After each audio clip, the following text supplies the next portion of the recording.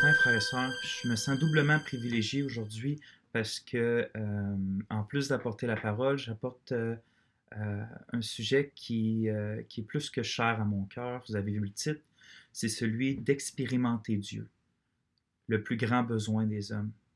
Ça fait partie d'une série que je ne peux pas dire trop comment de messages ça va avoir. Une série que j'appelle La discipline perdue de la communion avec Dieu. La discipline perdue de la communion avec Dieu. Vous allez voir ce que je veux dire par là au fil du message. Plutôt vers la fin, je vais revenir là-dessus. Pourquoi je dis que c'est cher à mon cœur tant que ça? C'est que premièrement, c'est cher à mon cœur pour moi, pour ma propre vie. C'est quelque chose que je peux dire qui me hante quand que j'ai pas, quand je parle de la communion avec Dieu, cette intimité-là avec Dieu. C'est quelque chose qui revient constamment quand que je rencontre des gens, puis que ça va pas, que leur mariage marche pas, que ça marche pas avec les enfants, qu'il y a de la difficulté là, une dépression. Ça revient toujours à la même chose. Est-ce que tu prends les moyens que Dieu donne pour être proche de lui, pour être en communion avec lui? Est-ce que tu prends les simples moyens que Dieu donne pour être proche de ton Dieu? Dans plusieurs psaumes, on voit Dieu qui dit que il compare le juste, l'homme qui fait confiance, à un arbre planté dans son temple qui porte du fruit, même dans sa vieillesse. Le temple représente la présence de Dieu, là où que Dieu est. Puis ce message-là revient constamment dans la parole de Dieu. C'est vraiment ceux qui sont près de Dieu, qui fleurissent, qui germent, qui sont solides, qui sont confiants, qui se réjouissent. Pas ceux qui font comme si Dieu serait juste un thème à étudier. Mais on va voir plus en détail ce que je veux dire par expérimenter Dieu. On va prier, puis on va aller voir notre premier texte. Oh Père, tu sais comment moi j'ai besoin d'entendre ce message, pas juste dans ma tête, mais dans mon cœur. Pourquoi, ô Seigneur, on te connaît si peu? Et pourquoi on te recherche si peu? Quand tu nous ouvres les joies de ta présence, les deux grandes portes ouvertes, et que tu prépares pour nous un banquet pour se satisfaire de tes propres joies, de ta propre gloire. Seigneur, pardonne-nous nos péchés. Pardonne-nous notre froideur, pardonne-nous notre tiédeur, pardonne-nous notre aveuglement. Et que tu veuilles, ô Seigneur, dans ta puissance, utiliser les textes qu'on va voir aujourd'hui pour nous emmener à toi. Amen. Donc, je vais vous faire tourner dans Jérémie 9 au verset 23-24. C'est là qu'on va commencer aujourd'hui. Ça ne sera pas le message qui me ferait avoir la meilleure note dans un cours de prédication. Ça va être un peu... on va tourner ici puis là, voir quelques messages. Mais j'ai confiance que les paroles qu'on va entendre, les paroles de Dieu dans sa Bible, peuvent être utilisées par Dieu pour créer quelque chose à sa gloire dans nos vies. Donc, Jérémie 9, vous devriez être tourné. On va lire les versets 23-24.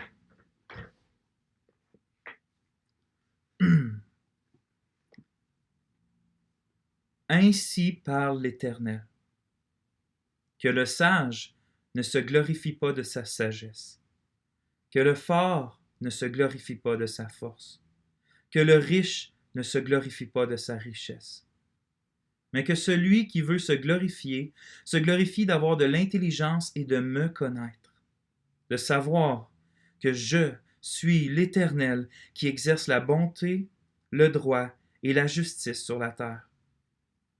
Car c'est à cela que je prends plaisir, dit l'Éternel. Peut-être pour toi qui écoute, puis qui n'est pas chrétien, ou en tout cas qui doute qui est chrétien, je vais essayer de m'adresser à toi à différentes places dans mon message, qui en général va s'adresser aux frères et sœurs dans le Seigneur Jésus-Christ. Qu'est-ce que le christianisme que tu penses? Puis même, je pose cette question-là aux frères et sœurs. C'est quoi le christianisme? C'est à propos de quoi la vie éternelle? Pourquoi on dit que la bonne nouvelle est une bonne nouvelle? Si tu penses que le christianisme est une une façon de pouvoir mieux avancer dans la vie, avoir moins de soucis, puis un paquet de règles à obéir, puis à faire de notre mieux. Si tu penses que c'est ça le christianisme, laisse-moi te le dire simplement, tu sais pas c'est quoi le christianisme. Donc, je t'invite aujourd'hui à enlever tes présupposés, enlever tes idées sur ce que tu penses que c'est le christianisme, puis à écouter ce qu'on va voir dans ce passage-là, puis dans d'autres, qui vont te montrer c'est à propos de quoi le christianisme. Pourquoi il y a des chrétiens au fil des siècles qui sont morts pour ce message-là. Et pourquoi il y a des gens qui n'ont pas renié cette foi-là dans le Seigneur Jésus, même quand le couteau était sur leur gorge ou qu'on les mettait en feu sur des torches. Pourquoi? Ah, parce qu'il faut faire ça pour entrer au paradis? Non, c'est pas à cause de ça. Je me tiens pas là devant une caméra pour pouvoir t'annoncer un paquet de règles. Puis frères et sœurs, je sais que là, quand on écoute un message souvent le dimanche matin, on vient avec notre tête d'église, ce qui veut dire qu'on connaît les bonnes réponses. Puis si je vous demande c'est quoi le christianisme, vous êtes probablement en mesure de me répondre c'est quoi la bonne réponse. Mais j'aimerais vous faire réfléchir. Est-ce que vous pensez que le christianisme puis que l'Évangile est ultimement à propos du pardon des péchés puis la vie éternelle? Est-ce que vous pensez que la plus grande joie qu'on entend dans la bonne nouvelle, c'est le fait que nos péchés sont pardonnés puis qu'on peut vivre pour toujours? Voyez-vous, on a des clichés, on pense des choses, mais est-ce que c'est vraiment les bonnes choses? Regardez, on voit dans ce passage-là, c'est comme, on lit au verset 23, « Ainsi parle l'Éternel ». Je me vois la scène. Vous connaissez le reste du verset, on vient de le lire, où que Dieu dit que le sage ne se glorifie pas de sa sagesse, ni le fort de sa force, ni le riche de sa richesse. Mais c'est comme si je m'imaginerais la scène comme ça. On est là, dans un bâtiment, ou dans le monde évangélique, puis on discute de qu'est-ce qui est important. Ou même dans le monde normal. Ah, ça c'est important, ça c'est important. Ah, connaître telle chose c'est important, posséder telle chose c'est important. Ah, ne pas posséder telle chose c'est important. Puis on a toute notre opinion. Hein, on est facile à donner des opinions sur ce qui est important. Et là, Dieu décide d'arriver dans ce brouhaha-là et de dire, et là il y a un silence qui se fait, Dieu arrive dans un éclatant tonnerre, avec de la lumière qui éblouit tout le monde. Et là on entend « Ainsi parle l'Éternel ». Ainsi, ce que le Dieu qui a créé l'homme avec un but, voici ce que Dieu dit qui est important. Voici ce qui est important. Et qu'est-ce qui est important? Que le sage ne se glorifie pas de sa sagesse, que le fort ne se glorifie pas de sa force, que le riche ne se glorifie pas de sa richesse, mais que celui qui veut se glorifie d'avoir de l'intelligence et de me connaître, de savoir que je suis l'Éternel. Peut-être qu'on n'est pas habitué avec le mot glorifier.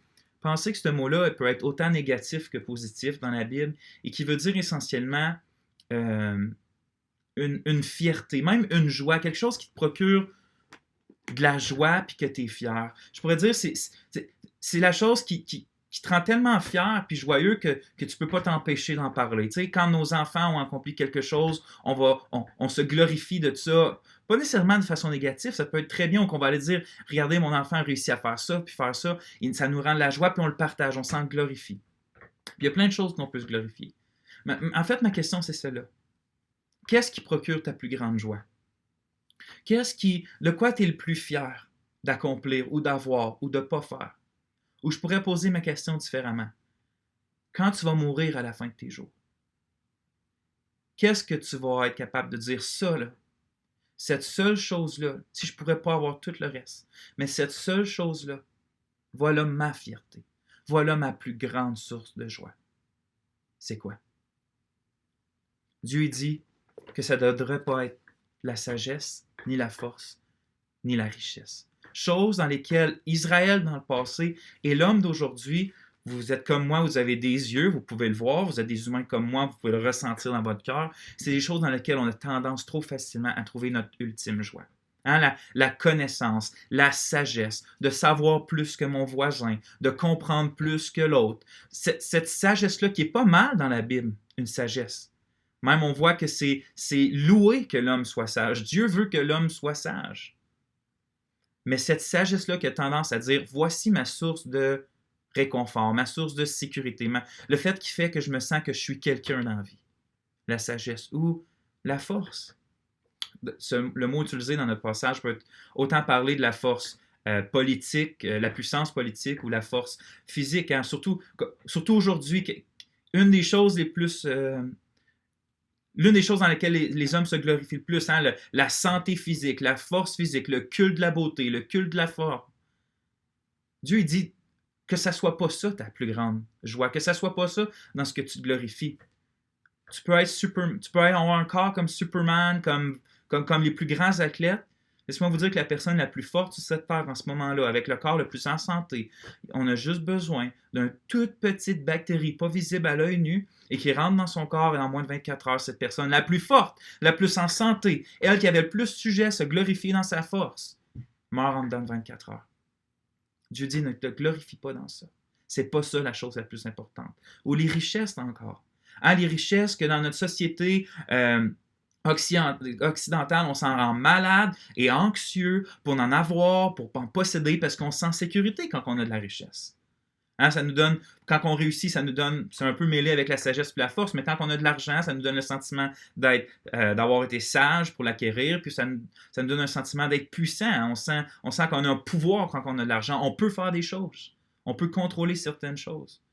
Dieu dit ne te glorifie pas dans ta richesse. C'est pas ça le plus important. L'argent que tu as aujourd'hui, que tu as travaillé toute ta vie pour avoir, tu peux le perdre comme ça. Ou si tu meurs aujourd'hui, ton argent va aller à quelqu'un d'autre qui n'a pas travaillé pour l'avoir, que c'est des vanités, tout ça. Ne mets pas ton espérance dans l'argent qui, en plus, tu ne vas pas apporter avec toi à l'autre bord. Tu ne vas pas apporter avec toi quand tu vas mourir. Et les 10 dernières minutes de ta vie, ce n'est pas à ton argent que tu vas penser. Ce n'est pas à ta force que tu vas penser. Ce n'est pas à la sagesse que tu vas penser. Qu'est-ce qui est le plus important pour Dieu? Il dit dans notre verset. Mais que celui qui veut se glorifier, celui qui veut se glorifier, se réjouir dans quelque chose, être fier de quelque chose, qu'il se glorifie de me connaître. De me connaître. De connaître Dieu. La connaissance de Dieu. Ça, c'est la chose la plus importante. Et si tu veux répondre à la question de c'est quoi le christianisme, c'est de connaître Dieu. Ce qui devrait remplir notre cœur de la plus grande joie et fierté, c'est qu'à la fin de notre vie, sur les 2 dernières minutes de notre lit de mort, on va dire, j'ai pas obligé d'avoir d'argent, pas obligé d'avoir de famille, pas obligé d'avoir ça, Dieu peut tout m'enlever. Si j'ai une seule chose, connaître Dieu, là j'ai une joie. Là, je peux le dire. Là, je peux le crier sur les toits avec la force qui me reste. Voici quoi je suis fier dans ma vie, c'est que Dieu s'est fait connaître à moi et que je meurs en le connaissant lui. Et je sais qui est l'Éternel. Je sais qui est l'Éternel. Il ne faut pas penser, que Dieu dit ça parce qu'il y a besoin qu'on connaisse. La chose la plus importante, c'est que vous me connaissiez moi. Donc, c'est pas comme ça. Dieu, il sait de ce qu'on a le plus de besoin. Frères et sœurs, et toi qui m'écoutes peut-être et qui n'es pas chrétien, ce que tu as le plus de besoin, c'est pas de l'argent, c'est pas de la richesse, c'est pas de la sagesse, c'est pas des enfants, c'est pas une famille, c'est pas un corps en santé, c'est pas de maladie, c'est pas de difficulté, c'est pas ces sécurités-là, c'est pas de ça que tu as vraiment le plus besoin. C'est de connaître Dieu. C'est de connaître Dieu. Tu as été créé. Ou pour le dire différemment, les êtres humains, on a été créés par Dieu pour avoir des besoins. Dieu nous a créés avec ces besoins-là. Je sais que ça ne fait pas notre affaire à nous aujourd'hui parce qu'on veut être autonome. Hein? On n'aime pas ça dépendre des autres. Puis essentiellement, on ne veut pas de Dieu parce qu'on sent qu'on dépend de quelqu'un. Mais Dieu nous a créés comme ça. Puis on peut penser que ce n'est pas correct, mais en fait, Dieu nous a créés avec des besoins pour expérimenter la joie de les avoir comblés. Exemple, qu'est-ce qui est le plus plaisant? De ne pas sentir jamais la faim, donc tu ne manges jamais. Ou d'éprouver la faim pour pouvoir goûter à comment tu te sens bien quand tu es rassasié puis à toutes sortes de nourriture. D'avoir soif puis d'être d'être désaltéré. Qu'est-ce qui est le mieux? On aime mieux avoir des besoins qui sont comblés. Autant on aime bien mieux avoir des désirs sexuels qui sont comblés dans le mariage puis expérimenter la joie d'avoir ça comblé que de juste pas avoir de désirs sexuels du tout. Dieu nous a créés avec ces besoins-là pour être rencontrés, mais il nous a créés avec notre besoin ultime de le connaître, de trouver la joie dans notre Créateur. Dieu il dit pas, viens me connaître froidement. Il sait, comme Samuel, le prophète Samuel, va l'avoir dit au peuple, il dit, OK, vous avez fait tout ce mal. Le peuple-là, il rejetait Dieu pour avoir un roi humain. Il dit, vous avez fait tout ce mal, mais ne vous détournez pas de l'Éternel. Et servez l'Éternel de tout votre cœur. Ne vous en détournez pas, sinon vous iriez après des choses de néant qui n'apportent ni profit ni délivrance, parce que ce sont des choses de néant. On a été créé avec un besoin de Dieu, hein? Un trou dans le cœur de Dieu. En fait, un trou qu'il y a juste Dieu qui peut combler. Et quand on est séparé de Dieu à cause de nos péchés, qu'est-ce qu'on fait? On s'accroche à tout. On s'accroche à l'argent, on s'accroche aux enfants, on s'accroche au travail, mais finalement, ça ne vient jamais vraiment combler ça. Puis on le sait. Ah, que combien que je prie que pendant ce temps de confinement-là, t'arrêtes un peu de faire tout ce que tu fais. T'arrêtes Facebook, t'arrêtes Netflix, t'arrêtes d'être dans le brouhaha, puis va t'asseoir dans le bois, puis rappelle-toi que ton âme est dans un besoin. Rappelle-toi qu'avant d'avoir des enfants, tu disais que des enfants, ça allait te combler puis qu'ils ne te comblent pas. Qu'avant d'avoir un mari, tu disais qu'avoir un mari, ça allait te combler puis ça ne te comble pas. Que tu disais qu'attends d'avoir une maison puis un bon travail, ça allait te combler puis finalement, ça ne te comble pas. Souviens-toi de ces choses-là. Parce que d'essayer de se combler ailleurs, on fait juste confirmer la parole que Dieu a dit par Jérémie que mon peuple a commis un double péché. Premièrement, ils m'ont abandonné, premier péché. Et deuxièmement, ils se sont creusés des puits troués qui ne retiennent pas l'eau. Ces puits-là, c'est nos choses qui sont pas Dieu dans notre vie, puis qu'on essaye de boire avec ça, puis qu'on n'est pas capable, il n'y a pas d'eau dedans. On a été créés pour trouver notre plus grande satisfaction dans la connaissance de Dieu. C'est pour ça que Dieu dit dans notre texte, tu veux te glorifier de quelque chose? Glorifie-toi de me connaître.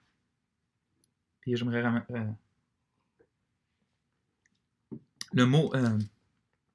Donc c'est pour ça que je veux faire une série de messages sur notre communion avec Dieu. Parce que je dis communion parce que Dieu n'est pas en train de dire que la chose la plus importante, c'est savoir des faits sur Dieu dans notre tête. Le mot connaître là, est employé de plusieurs façons dans l'Ancien Testament. Celui qui revient le plus, c'est une connaissance personnelle, quelque chose de très, très intime. Pas juste dans ma tête, mais dans mon cœur puis dans ma vie. Dieu va être connu comme ça. Et ton besoin, c'est de connaître Dieu comme ça. Avoir des choses dans ta tête, ça ne changera pas grand-chose. Donc, c'est pour ça que je fais une série de messages là-dessus, parce que, malheureusement, frères et sœurs, je remarque quelque chose, puis je suis sûr que vous l'avez remarqué. Je le remarque dans ma vie, souvent, puis je le remarque dans la vie de mes frères et mes sœurs. La même chose que J.E. Packer, un pasteur théologien à Vancouver, a écrit il y a longtemps. Quand les chrétiens se rencontrent, ils se parlent de leur travail chrétien et de leurs intérêts chrétiens, de leurs connaissances chrétiennes, de l'état des églises et des problèmes de théologie, mais rarement de leur expérience quotidienne de Dieu. Les livres et les magazines chrétiens modernes contiennent beaucoup de choses sur la doctrine chrétienne, les normes chrétiennes, les problèmes de conduite chrétienne, les techniques du service chrétien, mais peu sur les réalités intérieures de la communion avec Dieu. Nos sermons contiennent beaucoup de doctrines solides, mais peu de choses sur la conversation entre l'âme et le Sauveur. Nous ne passons pas beaucoup de temps, seuls ou ensemble, à nous émerveiller du fait que Dieu, les pécheurs, communie tout simplement.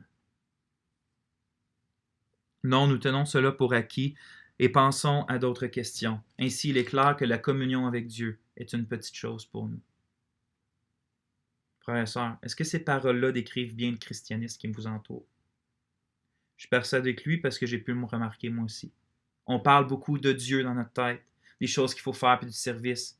Mais c'est quand la dernière fois qu'il y a un frère ou une sœur qui est venu te voir et qui t'a raconté comment Dieu était doux et bon pour son âme le matin quand il était sur ses genoux et qu'il lisait la parole de Dieu? Quelque chose de vrai, une expérience. Est-ce que la présence de Dieu est une réalité dans ta vie? Et c'est ça mon deuxième point. Est-ce que cette intimité-là avec le Christ est de première importance pour nous? C'est la première importance pour Dieu, une intimité avec nous. Est-ce que c'est une première importance pour toi? Laissez-moi poser la question d'une manière différente. Est-ce que tu vois que la présence de Dieu, c'est pas juste une théorie dans ta vie? Comme je l'ai dit, comme mon titre, est-ce que c'est une réalité dans ta vie? Je sais qu'en lisant ça, il y a beaucoup de mes amis réformés qui vont répondre avec justesse. Dieu est toujours partout présent. Hein? Dieu est omniprésent. Donc oui, la réalité de Dieu est une présence. Elle est là dans ta vie. C'est une réalité. C'est vrai, pardonnez-moi, mais c'est pas ça que je voulais dire. Je sais que dans mon cerveau, je peux dire, je crois à l'omniprésence de Dieu et Dieu est ici. Je peux écrire ça sur un bout de papier, il n'y a pas de problème. Mais lorsque je parle de la réalité de la présence de Dieu, je parle d'une véritable et profonde expérience d'intimité avec Dieu. Je vais répéter, lorsque je parle de la réalité de la présence de Dieu, je parle d'une véritable et profonde expérience d'intimité avec Dieu. Je parle de ces moments-là où vous recherchez sa face et que sa paix et sa joie surabondent dans vos cœurs.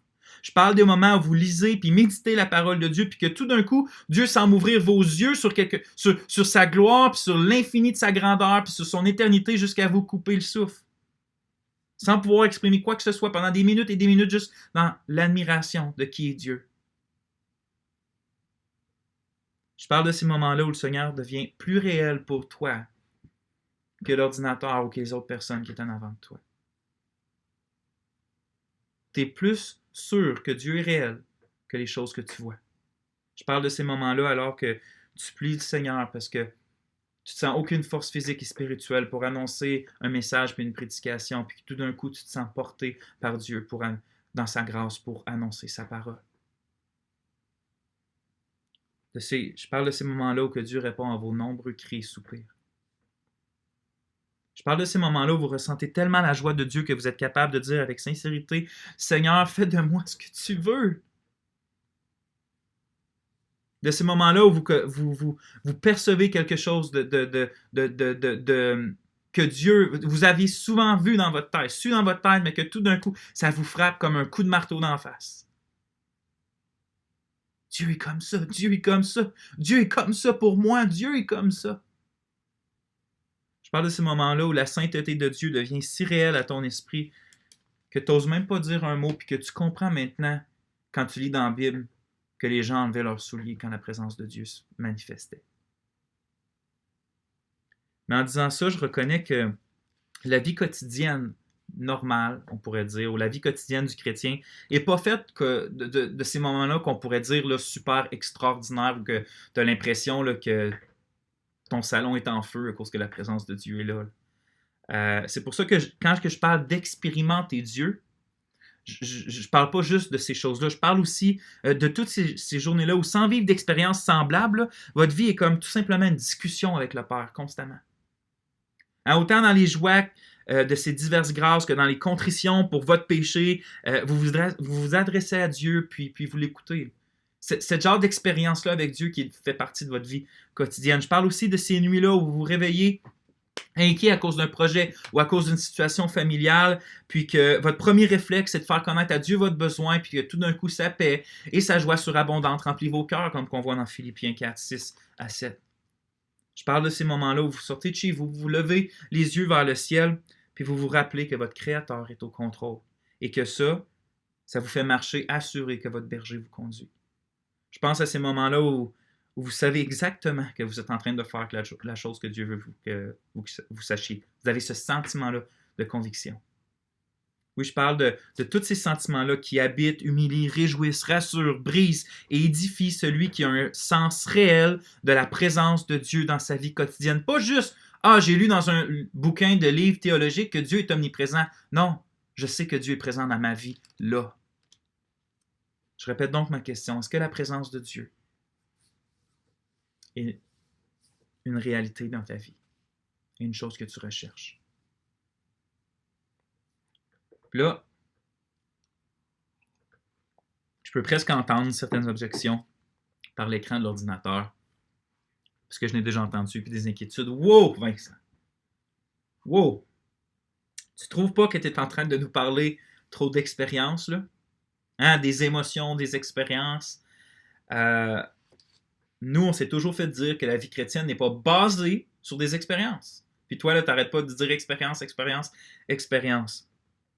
C'est entièrement vrai, puis je suis d'accord que la vie chrétienne n'est pas basée, appuyée sur des expériences. C'est amène à ça. Comme je l'ai déjà dit souvent, puis comme on voit dans la Bible, notre vie est basée sur la personne de Dieu, sur sa vie, sur la vie, sur la mort et la résurrection de Jésus-Christ, et sur les paroles incorruptibles de la Bible. Notre vie est appuyée là-dessus. Pas quelque chose de subjectif, mais quelque chose d'objectif, quelque chose qu'on peut s'appuyer dessus et que ça reste comme ça. Mais je vous supplie, frères et sœurs, croyez pas que la vie chrétienne n'est pas faite d'expérience avec Dieu pour autant. Faites pas ce mal-là à votre âme, de croire que la vie chrétienne n'est pas une expérience avec Dieu. Pensons-nous vraiment que Dieu a créé l'homme pour qu'il sache de façon cognitive? Hein, Adam, le premier homme, je te crée, je veux que tu saches dans ta tête que je suis un Dieu bon, mais je veux pas que tu expérimentes ma bonté. Pensez-vous que c'est comme ça que Dieu pense quand il crée Adam? L'homme, au contraire, a été créé pour qu'il sache la bonté de Dieu, mais pour qu'il expérimente cette bonté-là aussi. En fait, les lecteurs de la parole de Dieu savent que l'idée même de connaître Dieu, l'idée de connaître Dieu sans avoir de relation avec lui, d'expérience avec lui, est juste même condamnée dans la Bible. C'est quelque chose de condamné. Par exemple, on va lire dans Deutéronome 28, 47, Dieu qui parle à son peuple d'Israël, parce que tu n'as pas servi l'Éternel ton Dieu avec joie et de bon cœur. Tu serviras tes ennemis que l'Éternel enverra contre toi. Jean Calvin, quand il commente ce passage-là, il dit « Dieu nous menace de choses terribles si nous ne sommes pas heureux. » C'est ce qu'on a lu, Deutéronome 28. Dieu nous menace de choses terribles si on ne se réjouit pas en lui, si on n'a pas une expérience de joie avec Dieu. Si donc l'Éternel, notre Dieu, élève si sérieusement la joie, qui est un sentiment qui vient de la communion de l'Esprit qu'on voit dans Galates 5, 22. C'est un fruit de l'Esprit, la joie.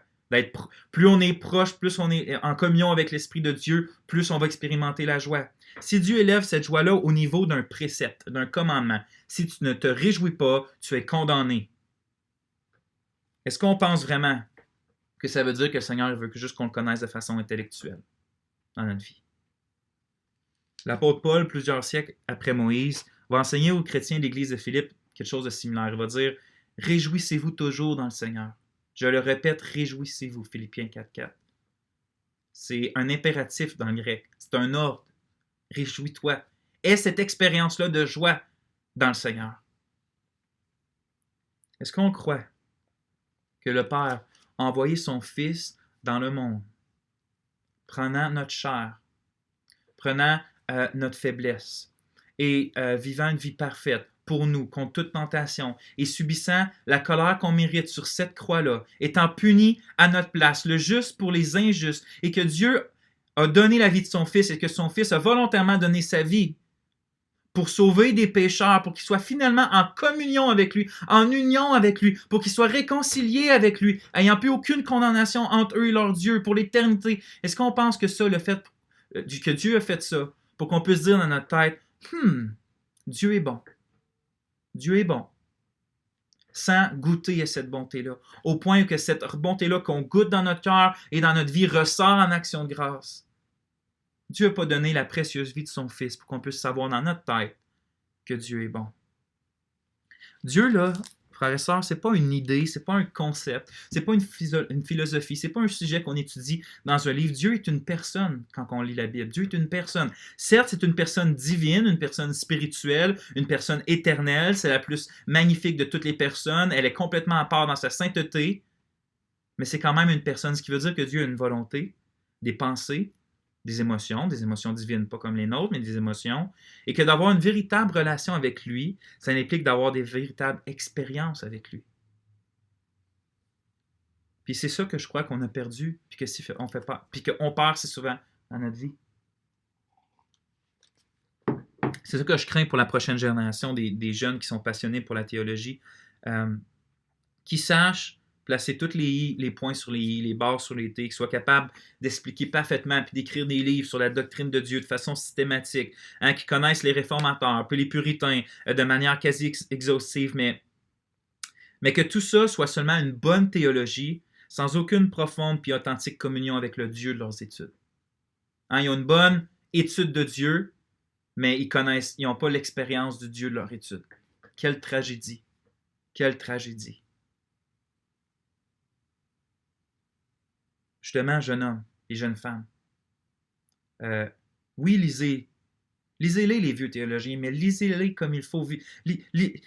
Lisez les théologiens du temps de la Réforme, lisez vraiment les puritains, lisez l'apôtre Paul, Jean, Luc, lisez les prophètes, lisez les psaumes et David, puis dites-moi encore que la vie chrétienne n'est pas faite d'expérience avec Dieu. Faites pas juste imiter la doctrine des puritains, hein, ou celle de Spurgeon, ou celle de Paul Washer, ou celle de John Piper. Imitez aussi leur piété. C'est pas parce que vous êtes capable d'écrire sur un bout de papier tous les attributs de Dieu que ça fait que vous connaissez Dieu. Dieu, là, il veut qu'on se réjouisse en lui, qu'on s'attende à lui, qu'on espère en lui, qu'on le cherche, puis qu'on le trouve. Il veut qu'on soit rempli de sa force, de sa sagesse, de sa sainteté, de son amour, de son calme, de sa joie, de sa bonté. Il veut qu'on soit ébloui devant la beauté de sa gloire. Puis ça, c'est pas l'école biblique qui t'apporte nécessairement ça, c'est une expérience quotidienne de Dieu, d'une communion avec Dieu. Laissez pas votre héritage de votre communion avec Dieu être volé par certains groupes qui se disent chrétiens, puis qui disent être sous de l'esprit, puis qui font toutes sortes de choses qui sont contraires à la Bible, contraires à la maîtrise de soi, contraires aux vrais fruits de l'esprit. Laissez pas voler votre héritage puisque Dieu veut pour vous par ces groupes-là. La communion avec Dieu est ce que Christ a acquis pour toi. Peu importe ce que les gens disent et font qui sont contraires à la Bible quand ils disent qu'ils sont remplis de Dieu et une communion avec Dieu, toi, recherche la vraie communion avec Dieu. Recherche-la basée sur la Bible, mais cherche à expérimenter Dieu.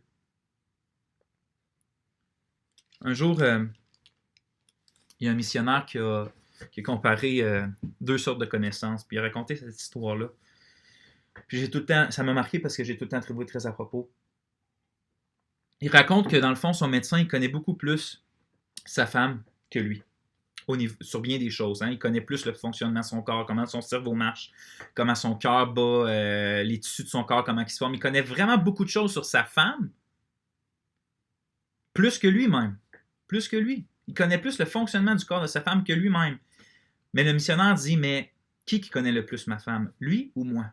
Lui, il connaît beaucoup de choses et de faits sur ma femme, mais il ne connaît pas ma femme. Moi, je connais ma femme, je vis des expériences avec ma femme, j'ai une communion, une intimité avec ma femme que le docteur n'a pas, même s'il connaît des faits sur ma femme.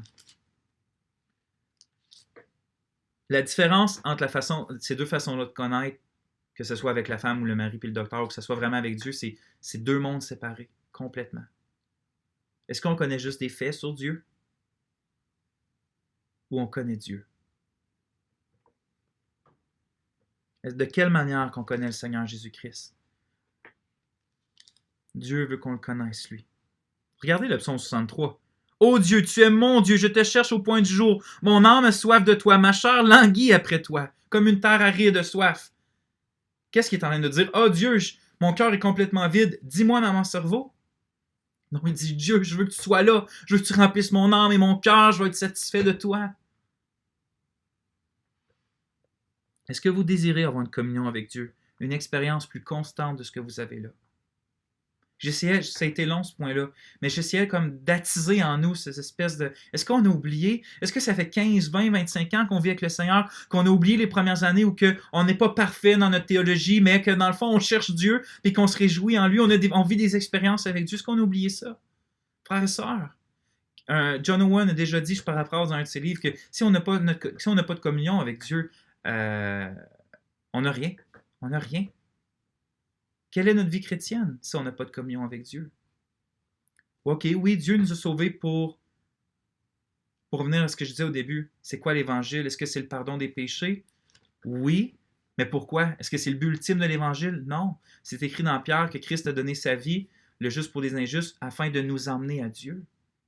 Hein, le but de pardonner nos péchés. Les péchés, c'est seulement ce qui nous bloque du but ultime, qui est de connaître Dieu, puis d'expérimenter Dieu dès maintenant et pour l'éternité. C'est pour ça que je dis que la bonne nouvelle, c'est d'avoir nos péchés pardonnés en Christ pour pouvoir expérimenter Dieu, avoir une communion avec Dieu. En d'autres mots, mon désir avec ces messages-là, je veux dire, c'est un désir pour ma vie. C'est parce que j'ai un fardeau pour ma propre vie. Tellement souvent, dans mes études, dans tout ce que je fais, je me revire de bord, je fais, qu'est-ce qui se passe? Je me sens vide. Tu as oublié la communion avec Dieu, mon frère, mon fils. Parce que j'ai entendu Dieu me dire ça, on pourrait dire, au travers de sa parole. Je veux pas désirer puis rechercher de fausses expériences là, extatiques. C'est pas ça que je veux. Là. Je suis pas en train de dire vivez toutes sortes de choses émotionnelles sans que ça soit basé sur la Bible. Mais je veux pas non plus que je veux pas non plus savourer sans connaître. Je veux pas connaître sans savourer. Je veux pas pouvoir expliquer Dieu sans me réjouir en lui. Je veux pas tomber dans l'intellectualisme. Je veux vivre avec Dieu parce que mon âme a besoin de Dieu. En d'autres mots, je veux pas que ma relation avec Dieu soit du sensationnalisme ou de l'intellectualisme, mais qu'elle soit biblique. Maintenant, je vous fais tourner ailleurs, frères et sœurs. Ça devrait être quoi notre réponse par rapport à ça? Hein? Le fait que Dieu dit dans Jérémie 9 que la chose la plus importante, c'est de le connaître. Qu'est-ce que ça devrait être notre réponse à ça? Je fais tourner dans le psaume 105.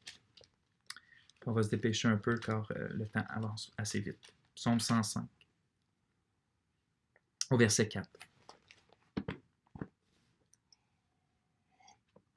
Ayez recours à l'Éternel et à son appui. Cherchez continuellement sa face. C'est quoi la seule réaction en face de l'urgence et de la nécessité de connaître Dieu? La seule chose raisonnable à faire, chercher continuellement sa face. Puis comment ça pourrait être autrement? Imaginez, pour donner un exemple, que le plus compétent des médecins de la planète diagnostique que vous avez une maladie dégénératrice. Vraiment très grave, puis qu'il ne peut pas l'enlever de votre corps. Puis ça va vous rendre de plus en plus malade, ça va tranquillement vous rendre aveugle puis sourd, ça va enlever votre odorat, votre sens du toucher puis votre sens du goûter. Ça va finir par vous faire mourir dans d'atroces puis horribles souffrances. Imaginez-vous aussi que le médecin a juste un médicament qui peut arrêter le processus de la maladie, puis qui va vous redonner en plus la santé. Ça va l'arrêter puis vous le redonner. Il faut seulement que ce médicament-là soit continuellement absorbé dans votre corps. Donc, il vous prescrit ce médicament-là, il dit c'est à chaque heure, pendant 7 jours, 24 heures sur 24, à chaque heure, tu te réveilles la nuit, tu te mets un cadran, tu prends cette pilule-là, c'est 7 jours sur 7, tu fais ça pendant 2 ans, puis tu vas être guéri complètement. Ça serait quoi la seule raison, la seule réponse logique à ça? En face de l'urgence de la situation, ça serait de prendre un médicament à chaque heure, 24 heures sur 24, 7 jours sur 7, et ça pendant 2 ans, jusqu'à temps d'être guéri. On va appliquer ça à la connaissance de Dieu. Le Seigneur, le grand médecin de notre âme, nous dit que rien de plus important que de le connaître lui personnellement, que c'est ça le but de notre existence, puis le but de notre salut. Il nous dit dans sa parole un nombre incalculable d'avantages pour notre âme puis notre vie, du fait de le connaître. En plus, il n'arrête pas de nous avertir que le fait que si on ne le connaît pas, ça va baisser notre vision spirituelle si on arrête d'expérimenter Dieu. Notre vision spirituelle, nos oreilles spirituelles, notre sensibilité spirituelle, notre goûter des choses spirituelles va finalement disparaître, puis que si on reste dans cet état-là, que finalement on ne connaît pas du tout le Seigneur, c'est la mort pour l'éternité, loin de la présence de Dieu. Alors oui, la seule réaction raisonnable en face de ça, c'est de chercher continuellement sa face, c'est de prendre les moyens que Dieu donne pour toujours être près de lui. Regardez le mot continuellement. Il ne suffit pas là, de commencer à connaître Dieu, d'aller dans un camp de vacances, ou dans une conférence, ou d'écouter un message, puis de dire « Wow, je cherche Dieu aujourd'hui », puis après ça, d'oublier Dieu le reste du temps. C'est pas ça. Il faut s'exhorter, frères et sœurs, à chercher à connaître Dieu tout le temps, tout le temps, tout le temps, tout le temps, tout le temps. C'est pour ça que c'est pas facile. Regardez bien. Avant de tourner ailleurs, regardez ce qui est écrit juste au verset 3. « Glorifiez-vous de son saint nom, que le cœur de ceux qui cherchent l'Éternel se réjouisse. » Le Dieu qui nous dit de chercher continuellement sa face nous dit aussi de nous réjouir de lui pendant cette recherche-là. C'est normal, parce que le but de cette recherche... Regardez, oui, c'est un fardeau. Oui, c'est une discipline. J'appelle cette série-là la discipline perdue de la communion avec Dieu. Parce que les moyens que Dieu donne, même si c'est des moyens simples, de les faire toujours, ça prend une discipline qui n'est pas facile tant qu'on vit dans ce corps-là. Mais c'est pas à cause que c'est une discipline et un fardeau que c'est poche, puis plate, puis juste difficile, sans rien de bon. Dieu nous dit que ceux qui cherchent l'Éternel se réjouissent. Parce que oui, le but final, c'est que ton âme va être satisfaite, que ton cœur va être rempli, que tu vas avoir la foi, que tous les avantages spirituels de connaître Dieu vont être à toi. C'est pour ça qu'il peut dire de réjouis-toi, mais pas juste ça, parce que aussi la recherche même de Dieu, la découverte même de Dieu est satisfaisante. C'est pas juste un fardeau, c'est pas juste une discipline.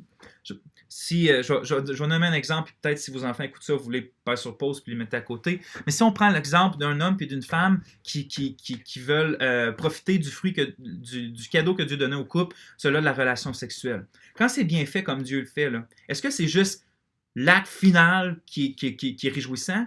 Toutes les préliminaires, tous les regards, les préparatifs, toutes les émotions qui se dégagent de tout ça, la recherche même de l'acte final est plaisant, est satisfaisant et réjouissant. C'est la même chose avec Dieu. Quand on le recherche, qu'on prend les moyens, la parole, le jeûne, la Bible, les silences, tous ces moyens-là sont plaisants en eux-mêmes. C'est pas parce qu'ils sont une discipline qu'ils sont pas plaisants.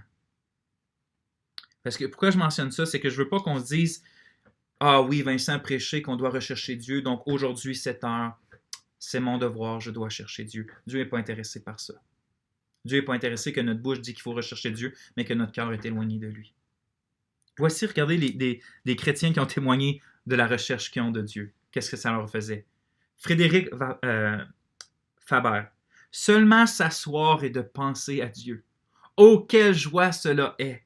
De penser ses pensées, de respirer son nom. La terre n'a pas de plus grand délice. George Mueller va dire, plus nous connaissons Dieu, plus nous sommes heureux. Quand nous avons fait sa connaissance, ce fut le commencement de notre vrai bonheur, mais plus nous apprenons à le connaître, plus nous sommes véritablement comblés. Qu'est-ce qui nous apportera cette félicité exceptionnelle au ciel? Ce sera la connaissance toujours croissante de Dieu. Le psaume d'Asaph 73, 25. Qu'ai-je dans les cieux? Et je n'ai eu de plaisir sur la terre qu'en toi. Ma chair et mon cœur sont consumés. Dieu est le rocher dans mon cœur et mon partage pour toujours. Je lisais dans la Darby. Alors, comme Dieu lui dit lui-même, que le cœur de ceux qui recherchent l'Éternel se réjouisse. Tournez avec moi dans Osée 6, 3 maintenant. Osée 6, 3.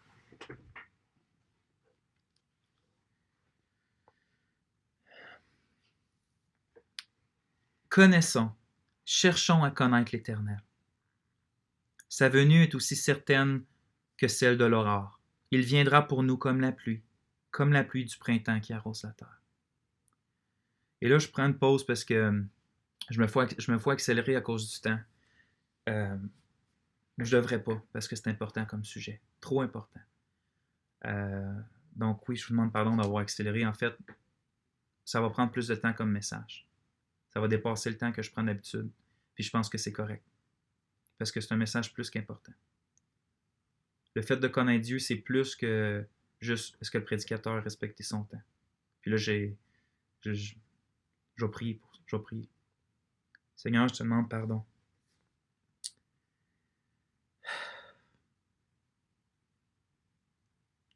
Que ta parole nous parle, Seigneur, dans tout son sérieux et sa vérité. Amen. Donc, Osée 6.3 qu'on vient de lire. Le mot traduit « cherchons à ». Quand ça dit « connaissons »,« cherchons à connaître l'Éternel ». Ça vient d'un mot hébreu qui signifie « suivre », « courir après » ou « poursuivre », avec une espèce de hargne. Puis Osée, donc, n'est pas en train d'exhorter le peuple à chercher l'Éternel, mais tu sais, des jours oui, des jours non, de manière nonchalante, quand ça vous tente, quand vous avez du temps. Osée n'est pas en train de dire ça. Il l'encourage plutôt à courir après l'Éternel, de poursuivre d'une façon énergique, déterminée, avec même une certaine violence à soi. Je veux trouver l'Éternel. Une hargne. Il va dans le même sens que l'auteur du psaume 125 qu'on vient de lire, qui dit de chercher continuellement la face du Seigneur. Puis de commencer à chercher le Seigneur, ça ne suffit pas, frères et sœurs. Ça ne suffit pas. De commencer, ce n'est pas suffisant. Comme de le faire une fois de temps en temps non plus, ce n'est pas suffisant. On va voir les moyens que Dieu donne. Ça va être la méditation de la Bible, la lecture de la Bible, l'étude, ça va être la prière en groupe, la prière seule, le jeûne, les temps de silence. Toutes ces choses-là, ça va être des moyens. Mais si on le fait juste une fois de temps en temps, de façon séparée, c'est pas ce qu'Osée est en train de dire. C'est pas cette façon-là qui fait qu'on trouve l'Éternel. Le point que je veux emmener, c'est celui-là. Sur quoi le prophète il s'appuie pour être sûr, puis avoir une si grande assurance, puis une si grande passion dans le fait qu'il recherche Dieu? Comment il fait pour nous exhorter? Connaissons, cherchons à connaître l'Éternel, puis qui sait que ça ne sera pas en vain, qu'on va arriver au but si on fait ça. Osée 6.3, sa venue est aussi certaine que celle de l'aurore. Il viendra pour nous comme la pluie du printemps qui arrose la terre. Je vous pose une question, réfléchissez-y. Avez-vous eu le moindre doute, la moindre petite crainte ou pressentiment que la lumière du soleil ne va pas être là demain matin? Est-ce que ça vous est déjà arrivé d'avoir un doute comme ça? Je suis sûr que non, n'est-ce pas? C'est un fait acquis pour nous, on sait juste un fait, on sait que le soleil va se lever demain matin, on n'a même aucun doute. Ben, ce qu'Osée est en train de faire, c'est qu'il compare l'assurance qu'on peut avoir, qu'on a du soleil, qui va se lever demain matin, il compare ça avec l'assurance qu'on a que Dieu va vraiment se révéler à celui qu'il cherche avec ardeur, avec passion. Sa venue est aussi certaine que celle de l'aurore. En d'autres mots, aussi confiant qu'on est de voir le soleil se lever, aussi confiant on peut être que l'Éternel va se faire connaître à nous. C'est là-dessus qu'il s'appuie pour exhorter le peuple. C'est incroyable, peuple de Dieu. Est-ce que en ce moment, il y a quelqu'un qui est dans la noirceur? Est-ce que tu es dans la noirceur? Est-ce que tu te sens comme dans un désert?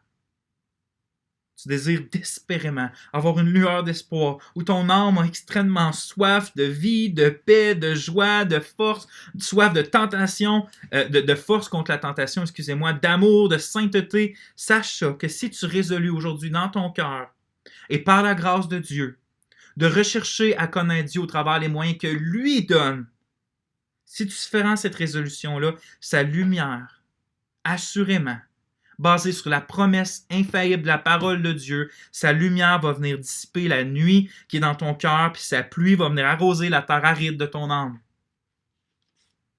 Dieu va venir.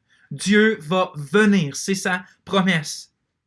Et si tu ne connais pas Dieu ce matin, si tu as peut-être grandi dans l'église, mais tu as pris après ça une dérape et tu es parti vivre ta vie sans Dieu, ou si tu connais juste pas l'Éternel, ou tu connais des choses sur Dieu, mais ta vie, tu as pris le conseil que je t'ai dit au début, puis tu as été dans le bois, puis que tu t'es rappelé que ton âme a soif. Si tu ne connais pas Dieu, sache ceci, que le Fils de Dieu est mort pour toi, comme j'ai dit tantôt, est mort pour que tu puisses être ramené à Dieu. Il a pris la punition que tu mérites comme que je méritais. Sur cette croix-là, il est mort à ta place. Et il est ressuscité d'entre les morts afin que si tu mets toutes tes œuvres dans le même panier, si tu lui fais confiance que c'est lui la vérité, le chemin et la vie pour mener à Dieu, et que pour l'éternité, tu vas pouvoir avoir une expérience avec lui, une communion avec lui, une union avec lui, et jouir de sa gloire, jouir de sa présence, être assuré des choses les plus merveilleuses, si tu mets toute ta confiance en lui seul, en rien d'autre, et que tu te repens de tes péchés, tu regrettes tes péchés, tu cries à Dieu pour qu'il t'aide, sache ceci, que Dieu va se montrer à toi, que Dieu va se révéler à toi, et que ta recherche de Dieu, qui va commencer à ce moment-là, est assurée. Tu vas le trouver. Tu vas le trouver. Tu vas pouvoir goûter aux délices que j'ai décrits tantôt, les merveilles de connaître le seul vrai Dieu par Jésus-Christ. Jésus, quand il était sur la terre, il a dit « Je ne mettrai pas dehors celui qui vient à moi ». Jean 6, 37. Va à Christ. Va à Christ. Fous-toi de ce que les gens disent autour de toi. C'est de ton âme qui est question ici. Là. Va à Jésus-Christ. Et tu vas le connaître. Et tout ce que tu as goûté de meilleur dans la vie va être qu'une pâle ombre grise comparée à l'éclat du bonheur qu'il va te donner. On va retourner à Osée. Quelle est donc la base de l'assurance du prophète? Les promesses de Dieu. Il s'appuie sur la venue certaine que Dieu va venir pour ceux qui le cherchent.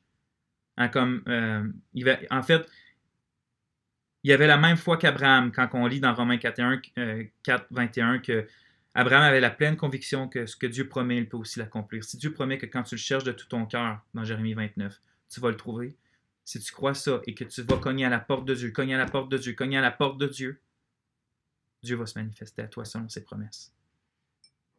Tu n'es pas sûr? Tu ne peux pas être certain que tu vas être en santé la semaine prochaine ou que tu vas encore avoir ton travail. Tu ne peux pas être certain même que tu vas être vivant. Mais tu peux être certain de presque rien en vie. Mais tu peux être sûr de quelque chose, que celui qui cherche Dieu par le Seigneur Jésus va trouver la plus grande satisfaction de son âme, la plus grande joie, la plus grande force, la plus grande espoir et la plus grande vie, ou sinon Dieu est menteur. Et Dieu n'est pas menteur. Dieu n'est pas un homme pour se repentir ni mentir. Celui qui cherche Dieu par Jésus-Christ, par la grâce de Dieu, de tout son cœur va trouver Dieu. Remarquons, frères et sœurs, que ces promesses-là, celles d'Osée et celles de Jérémie, sont données à ceux qui poursuivent énergiquement le Seigneur de tout son cœur. Laissez-moi le dire d'une autre façon, la Bible ne laisse aucune place, aucun lien entre, ou aucune compatibilité entre la révélation de la personne puis de la volonté de Dieu, puis un cœur froid, tiède, puis nonchalant, puis lâche. Ces deux choses-là, ça ne va pas ensemble dans la Bible. On ne va jamais expérimenter Dieu d'une façon intime si on n'a pas une plus grande passion pour lui qui nous conduit à prendre les moyens que Dieu donne pour le trouver. L'intimité d'une personne avec Dieu est liée avec sa passion. Ça ne veut pas dire d'être tout le temps « Wow, Alléluia, Dieu », mais une passion qui, même quand Alléluia n'est pas là, continue parce qu'il veut trouver Dieu selon ses promesses, d'utiliser les moyens, cette passion-là. Si tu ne l'as pas, tu ne peux pas connaître Dieu de façon plus intime et de l'expérimenter de façon plus grande. Dieu va se révéler plus glorieusement et plus merveilleusement à ceux qui font de lui son plus précieux trésor. Jean 16, 24, « Demandez, vous recevrez, afin que votre joie soit parfaite, » a dit Jésus. Ô Dieu, notre joie, c'est toi. Fais-toi connaître à nous. Ça, c'est une prière qu'on devrait faire.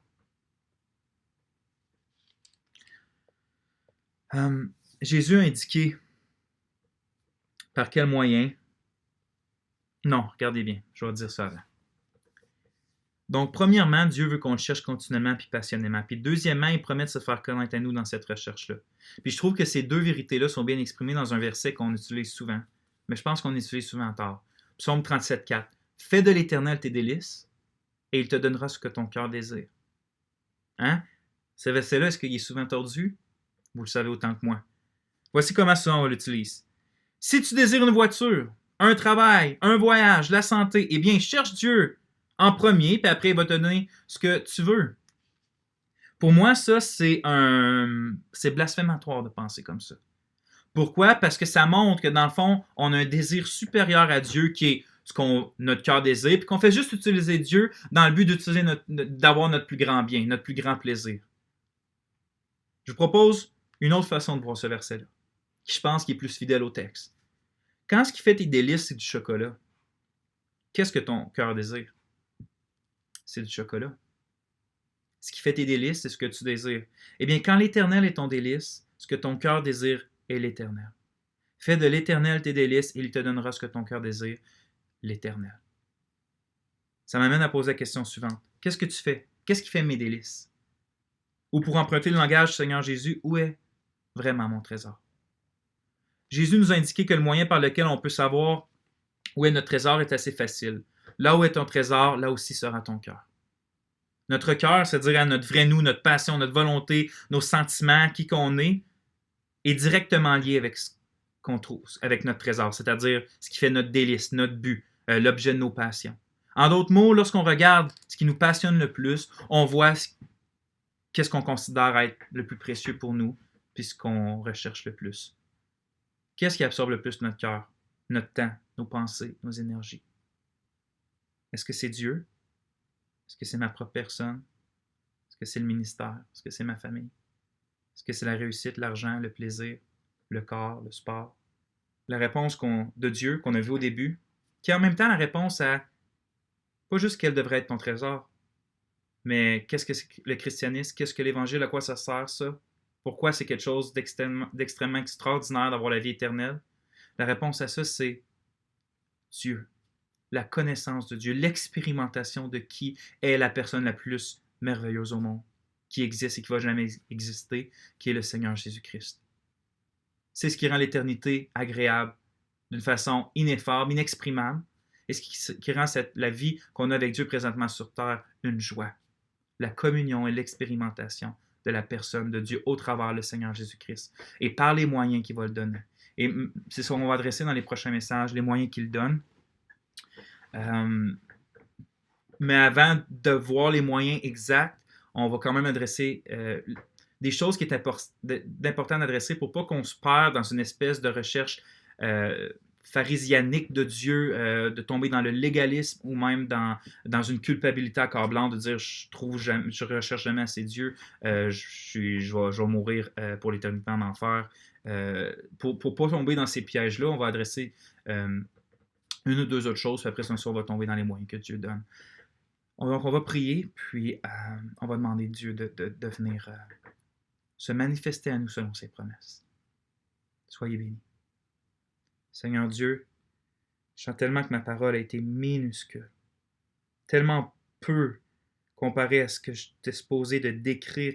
Seigneur, comment je peux parler de toi sans diminuer qui tu es? Tu es tellement glorieux et grand et bon. Oh Seigneur, il y a juste ton esprit qui peut venir se manifester à chacun d'entre nous. Tu l'as promis, on l'a vu.